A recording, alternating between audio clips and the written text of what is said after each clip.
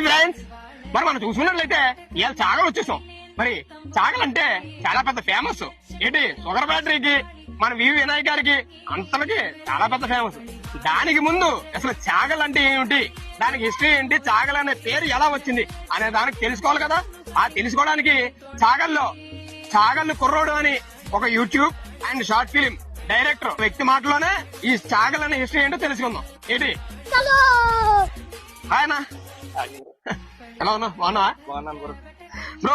చాగల్ అనే పేరు అసలు ఎందుకు వచ్చింది, అసలు చాగల్ అంటే ఏంటి అనేది మీ మాటలో తెలుసుకోవాలని మా ప్రేక్షకులు చాలా మంది ఎదురు చూస్తున్నారు మా కోసం. ఇక్కడ దాకా నువ్వు వచ్చినందుకు చాలా థ్యాంక్స్ అనే. హిస్టరీ కూడా చెప్పడం కూడా నాకు కూడా చాలా ఆనందంగా ఉంది, ఎందుకంటే నాకు కూడా ఫుల్ గా తెలీదు. పెద్దలు కొంచెం మంది చెప్పిన దాని ప్రకారం నాకు తెలుసు.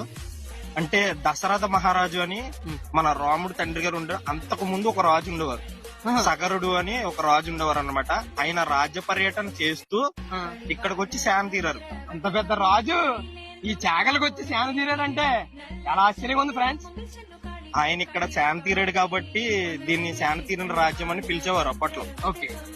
ఆ తర్వాత నిర్వద్రపురంలో చాళుక్యులు పాలించేటప్పుడు ఖైదీలందరిని తీసుకొచ్చి ఇక్కడ చంపేవారట. ఇక్కడ చంపేవారట. ఆ చంపేయడం వల్ల దీన్ని చావుల కొలను అని పిలిచేవారు. చావుల కొలను.